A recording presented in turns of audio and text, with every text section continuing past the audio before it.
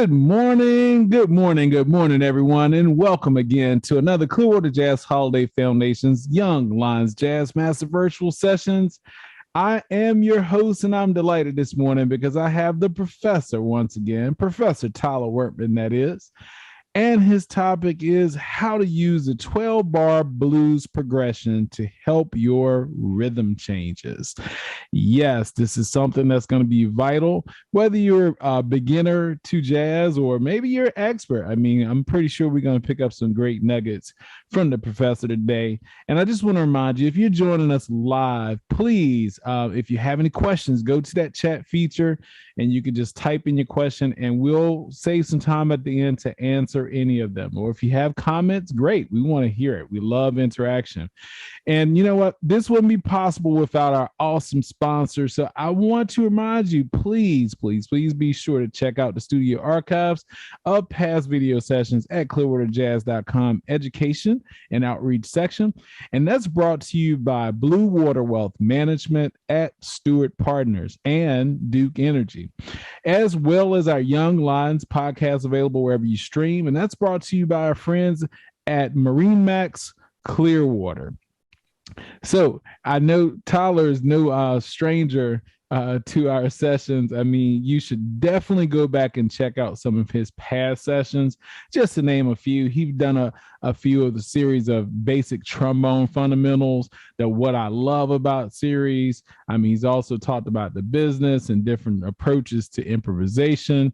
You know, I can't give them all up to you. You got to go back, spend the time in the archives and check them out. And if you don't know who this man is, Tyler Wertman, I call him the professor. He's a jazz trombonist. He plays many styles from jazz to classical. He's also an instructor, a professor at the University of Tampa, where he's presently teaching jazz, introduction to jazz. He's also teaching multiple music classes there. So you should go by there and maybe take a class from him. But today you're going to get educated live and direct from him. And he's a graduate of Florida State University, where he received his bachelor's arts in music. And then he had his master's in music and jazz studies from USF. And I think he's representing them today on that shirt I see in front of us. So without any further delay, Tyler Wertman, the stage is all yours.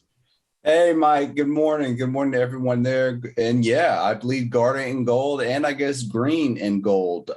We're keeping gold consistent. So that's what we're doing. And just like the gold consistency, we're keeping these fundamental principles of tonic, predominant, dominant from last lesson into this lesson. Okay, especially exploring harmonic possibilities, not just on the trombone, but on whatever instrument you guys are playing at home. Okay, it's more than just practicing these scales, hearing these chords. We need to be listening as well to some of the greats, some of the masters, and then realizing what we like about their playing and taking that into the practice room, because that's really important as well.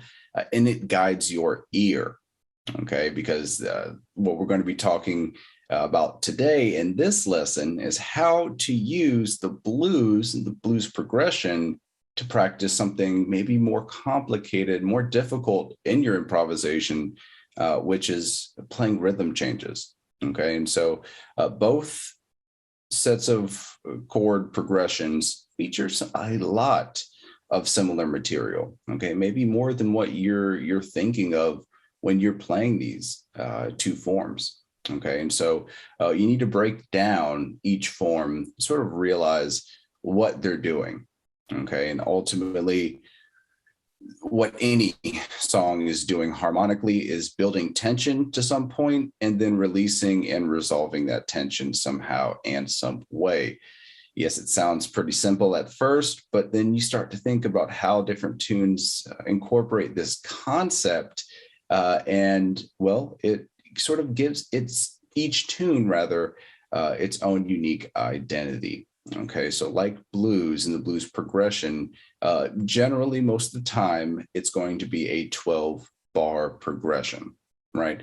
And in this 12-bar progression, we've heard so far in these lessons a few different ways of how to approach the 12-bar blues progression, from something as simple as maybe one chord every two measures to something more complicated, to maybe a chord change every two beats. Okay, and these concepts is what your ear sort of is picking up on, depending on how advanced or how basic the harmony is, what you're interpreting, what you're playing.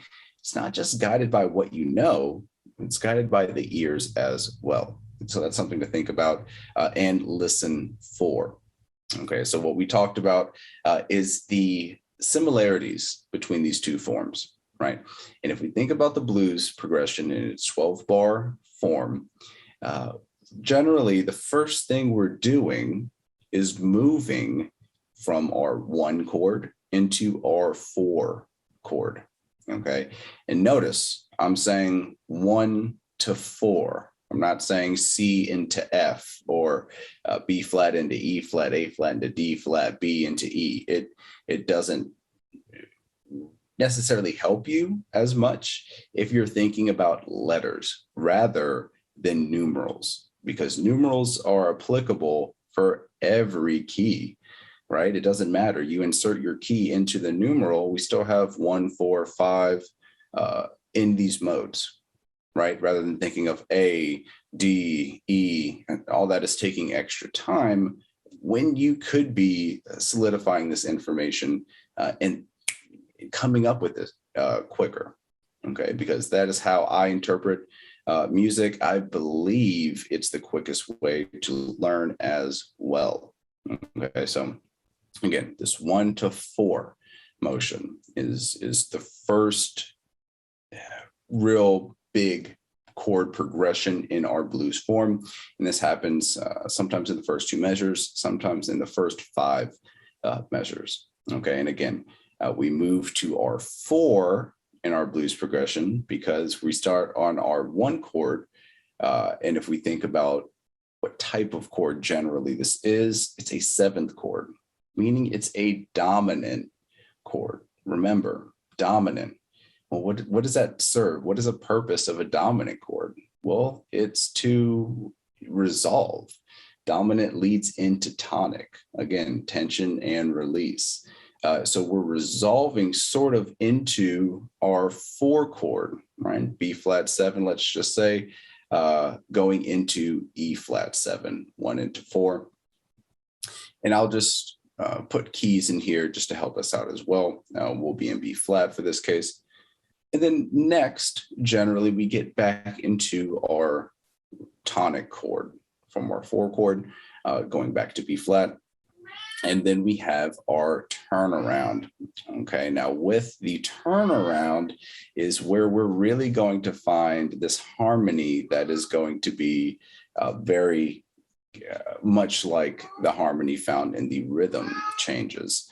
Now, if we think about what rhythm changes do, generally there are a lot of chords. Okay, so try not to get overwhelmed by playing every single chord every single time, because that will lead you down a very difficult path. And so with rhythm changes, okay, it's important, again, to try to generate phrases rather than generate, voice leading over every single chord. Okay, this can be practiced on the blues progression as well, because in the blues progression, you're not really trying to hit every single chord change, especially if it's maybe more simple. We're trying to play more phrases. And this is the style of playing we need to take into rhythm changes. Nothing really changes. We're still playing over these chords that are moving. Maybe just the tempo is a little bit faster, and maybe there are more chords to be played. That shouldn't change how we're approaching our improvisation, right? And if it is, we're coming from a different standpoint, which means we're going to be playing probably different material than what we're used to be playing with our general improvisation. And you might like it, but you might not. Okay. And so this is how we can unify both styles and approaches, because it's really important, again, to understand what these forms are doing. Okay. So in the rhythm changes, generally what you should be looking at is the first part of the harmony. 1, 6, 2, 5. This is going to happen repetitively, okay, throughout the A's. And so we need to be very comfortable with this sequence, okay? And it's important to understand with our 1 chord, again, that's major. 6 is dominant, okay, so a major third, lowered 7th. Then we have R2 and R5. Now, usually in diatonic harmony in jazz, whenever we have a 2-5-1, this means that the 2 is minor, okay, minor 7 chord, and R5 is dominant. Okay, later on, we're going to find maybe the dominant chords could be altered. Okay, we could have different extensions on those, but generally the purpose is exactly the same. Predominant into dominant, 2, 5, again, resolving into R1 chord most of the time. And so it's this 4 chords, right? These 4 chords that you have to be as comfortable playing over, just like your 1 to your 4 in your blues, right? And when we're playing blues, of course, there's this ultimate sense of comfort, right? We can pull from our bag. We can sort of lock into the time. We can groove and not necessarily have to work so hard. It's exactly the same in rhythm changes, except the groove is just a little faster, okay? And it's this comfortability over these sounds of the chords, okay? That's leading you into that thinking. So we need to get these sounds into our ear. And how do we do that? Okay, well, we start from a very basic standpoint. So ultimately, in the beginning, you should be playing only your roots. Okay, I see oftentimes I have tons of students that are coming into rhythm changes. Oh yeah, I can play rhythm changes. And I'll say, oh, okay, sure. Play me just your roots of your chords. And they stumble and they fall. Okay. And again, how can we build on what we know if they're having trouble with playing the roots in time? And so this is where we need to start. That way you'll understand what root of the chord is coming up when it's coming up. Okay. And maybe you might practice this in the blues progression. One way to do this effectively in your practice routine is by playing a bass line. Okay, and by playing a bass line, you have to outline certain notes in the chords, such as the third, such as the fifth, and the root, in order to connect some of these chords. This is a great exercise too.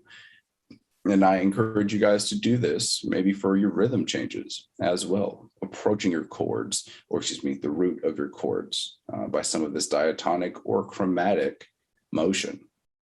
Again, ultimately helping you in interpreting these chords. Okay, so for instance, if I'm playing a 1, 6, 2, 5, and I'm only playing the roots, I might start with something like this.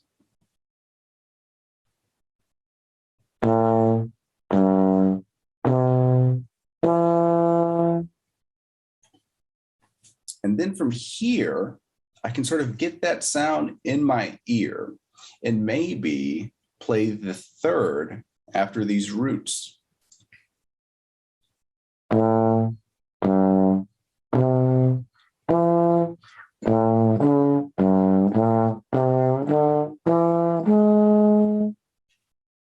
Filling up some of that space that we're sort of hearing in between these roots, and also connecting these chords.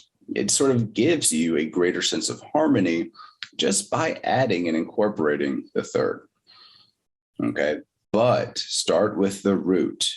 Okay, and obviously in our rhythm changes progression, After we have our 1-6-2-5, then we will move to our 3. Okay, 3-6-2-5, and that 3 is going to be minor.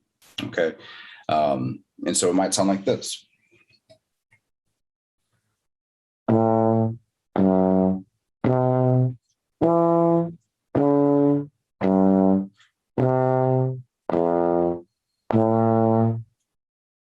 Then we have our walk up, right? And then our turnaround, getting us back into, well, the root of our rhythm changes. And that's all it is. So it shouldn't be too scary to approach or think of, maybe even at high tempos of 200 and 250 and up, because it's this same motion that sort of we're outlining.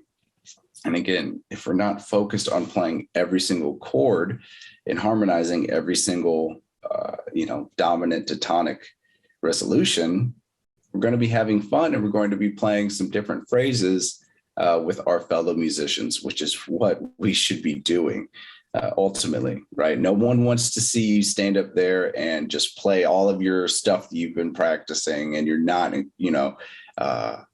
playing with your rhythm section at all. You're just up there sort of grandstanding, right, guys? Like that's one way to do it. You can do it, but I guarantee you those cats that you're playing with, if they're not your best friends, they're gonna have a couple words for you, or they should at least.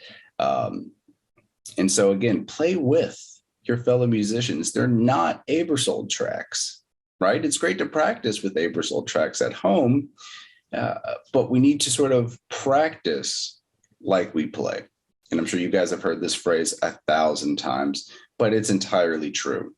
Okay, if you're not envisioning a rhythm section before you maybe play these exercises in your head, in your ear, well, you're losing a little bit of this mentality when we practice.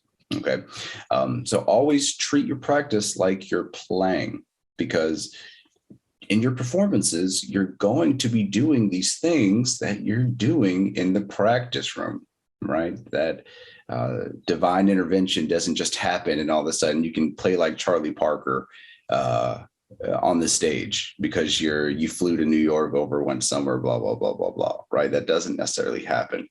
What happens in the practice room gets amplified on the bandstand. And so this is how we play great material when we solo, and we practice that material, right? I'm showing you guys some simple tools to practice. And so again, take your third and relating it back to the exercise of 1-6-2-5, and now incorporate that third over, well, when we go to our 3 of our harmony. Again, so it'll sound something like this.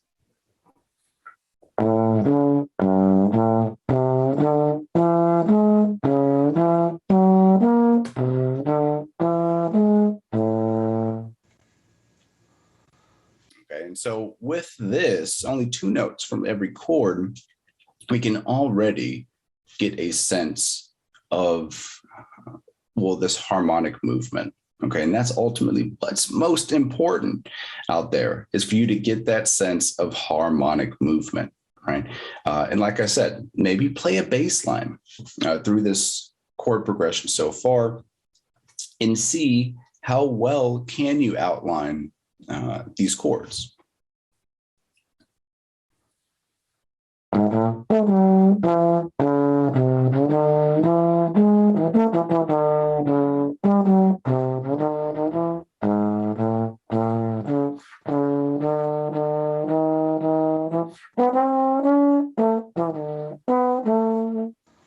So really simple ideas will get us through these bass lines, right?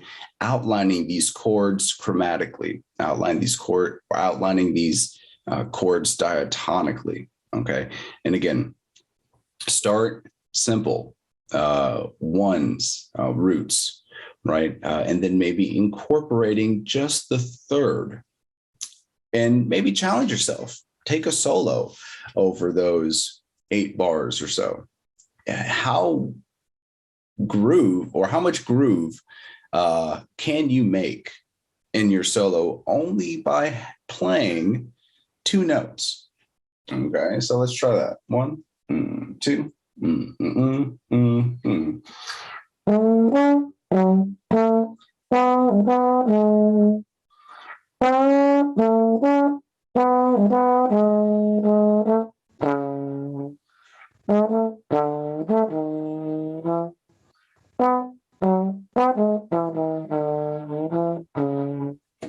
Okay, and maybe I played, two or three notes at the end there, but still, it was just the roots and the third for the first eight. Okay, and so it's this simple approach that then you have to manipulate in order to get more complex.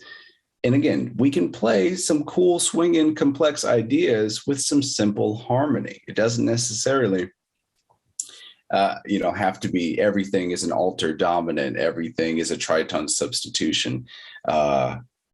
Because that advanced harmony is going to happen a lot of times on these dominant chords, and which is great, because think of our bridge to rhythm changes, right? We have all dominant chords here. Okay, and so with this approach, you maybe should be thinking of these different scales, right, and chords, sounds that you've worked on over dominant chords to practice over these different chords. So for instance, if we're still in the key of B flat, our bridge, we have 3 into 6 into 2 into 5. Again, all of these chords are dominant. Okay, so we have D7, G7, C7, and F7. Now, one thing you could do in your solo is just play those chords, right? You can absolutely play D7 for 2 measures, G7 for 2, and so on and so forth. And that would be perfectly fine. Okay, there's a few other things we could do over these chord changes, though. And again, it sort of revolves around this diatonic harmony and motion. So as we know, these chords, like I said, are 7th chords. They're dominant chords. What does that mean? Well, if you go back to the beginning of the lesson, dominant chords are, well, they're not the tonic, they're not the predominant, they are the dominant form of the harmony. That dominant form resolves into tonic, right? But more importantly, when we have dominant, we can have a predominant before that. So before we have a dominant chord, a 5 chord, 5-7, we can have a chord that sets up that harmony, predominant into dominant into tonic. Should be one of the big takeaways from this lesson. Now, predominant chords, they can be 4, they can be 2, okay, but they set up the harmonic function of the 5 chord by building harmony, again, 3rds and 7ths, which ultimately resolves into our 1 chord. And so you should be maybe treating the bridge as a series of 2 5 chords instead of just 5 chords. For instance, instead of D7 for 2 measures into G7 for 2 measures, okay, if we think about what D7 and G, let's just say G for now, are, well, that is 5 to 1, okay? D7 resolving into G, well, that's 5 to 1 right there. That is a dominant form resolving into tonic. Now it is G7, okay, so you're gonna have to keep that caveat in mind when you move to that next chord. But here's what we can do. Instead of playing 2 measures of D7, okay, we play 1 measure of A minor 7, and then the next measure of D7, getting us into G, right? Having that 2, 5, 1 on the bridge can also help us play more material, play more harmonic material, and build some voice leading through these areas of well, maybe just open chords. Okay, that way we can build harmony and we're not reliant on what we're seeing on the paper, what we're hearing from others.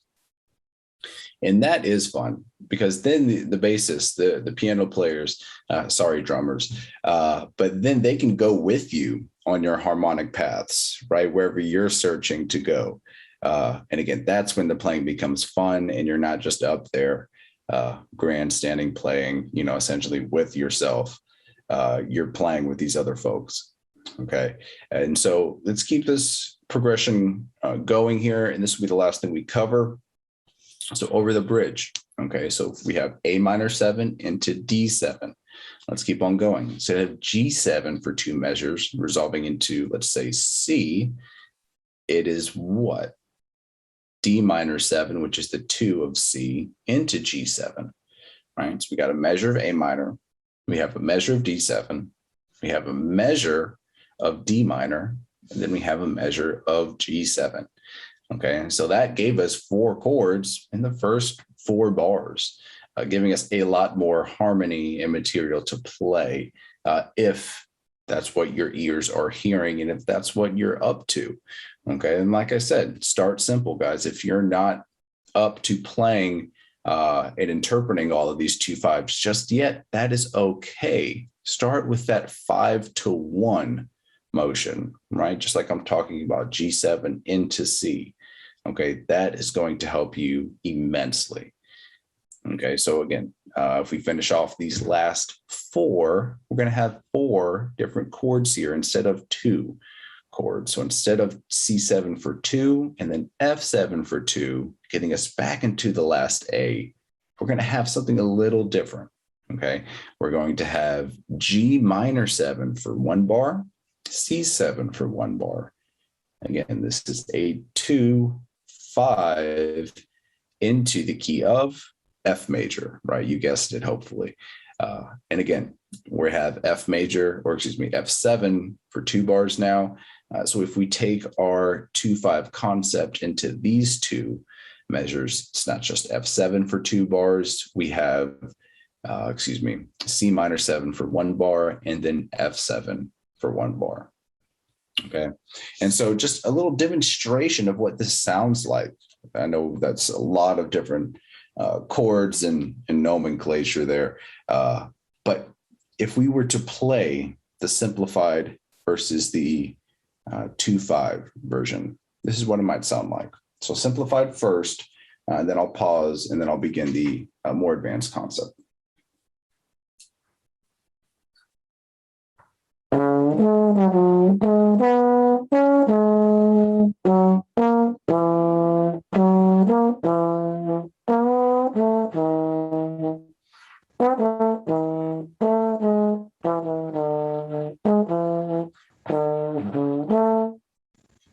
Really simple stuff.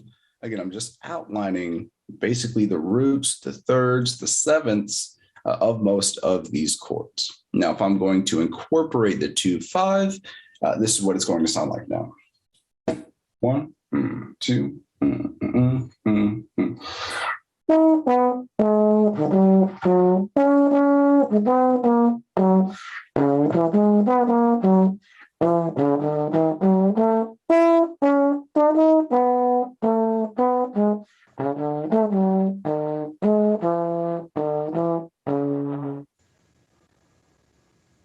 Now, that second time, again, I'm only playing roots, thirds, fifths, and sevenths. But because there's twice as many chords, it opens me up to more pathways through the chord changes, okay, through these chord progressions. And ultimately, that is what we need to be working on when we're sitting down and working on, well, blues and rhythm changes. Right? Start simple from the point that you understand. And then what is it that you can incorporate one at a time into creating this more advanced harmony? I think that is what we should be doing when we sit down and practice, rather than maybe playing every altered chord, over a dominant when we see it. Yes, that time will come later on. but especially when we're first sitting down and familiarizing ourselves with this progression, I think it's best to maybe pull from another progression that we already have a greater concept of and relate that over to rhythm changes. And hopefully you guys can do that as well. Mike, is that something that you do? Do you relate certain progressions to other tunes when you're playing them? Sometimes it just it depends on what the tune is, but I do like what you're saying about just know the rhythm changes. I mean, keeping it simple in the beginning and then embellishing, using the thirds and the sevenths, but using that 2-5-1 is very, very important, especially around with that turnaround, and it makes you sound like you're doing more than what you're doing. But only way you're going to get that concept is just through constant practice. I like what you said. What you're doing in the practice room is what's going to come out on the bandstand, which is true. It's enhanced.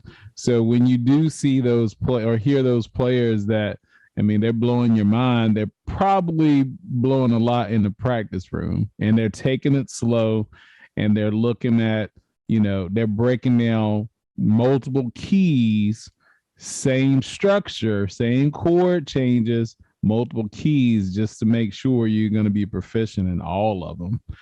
So hopefully that answers the question. Yeah. But I mean, what you're saying is it's right on it. So I think this is the stuff that people don't like to do, but really need to do.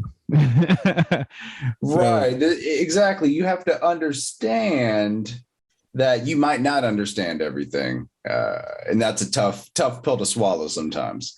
It is. And, there's been many of the greats. I mean, not to contradict what we're talking about, some of them just heard it and played it. And they couldn't explain it to you. It was just, maybe they grew up listening to this music. They heard it all day, every day, and it was just another language. They may not have been able to explain it in, this format, but playing it, no problem. And I think we both run into many musicians like that, where they can just belt it out. But we've also run into those that they just don't understand it. They're not, but it's because they're just not putting the time into it to understand it. But the way you explained it, I love the simplicity. And the great part about this is you can go back and you can listen to this again. You can rewind, you can pause, you can play along with Professor Tyler and say, hey, you know what? Now I get it. And that's the great thing about, these sessions on Young Lions Clearwater Jazz Sessions, because, I mean, they're virtual and we have an archive. So go into the archives, check out this session, the past ones, and just maybe add it to your daily practice, your routine. Say, you know what? Today, I'm going to start working on 2-5-1. Today, I'm going to work on this inversion. I'm going to start working with this dominant. I mean, there's a multiple, arrangement of things you can do with this. So I also want to remind you, say if there's something that we've never talked about, or you want to give us feedback and say, you know what? These sessions have really, really enhanced my playing. We love to hear those stories too. So what you can do is just simply email us. Let us know you're listening. Let us know that you're sharing this and you're enjoying this. You can email us at info@clearwaterjazz.com. We would love to hear from you. We're out in the schools. We're out in the community. And we're just still spreading this great knowledge of jazz education. So we want to thank you, Professor Tyler, for your time today. Thank you for breaking it down to us. And I think we're ready to get into the practice room today, especially before we go out on the bandstand playing with other people. That's right. I've been your host today. I'm Michael Cornoto. This has been Professor Tyler Wertman. And until the next time, everybody, keep it swinging.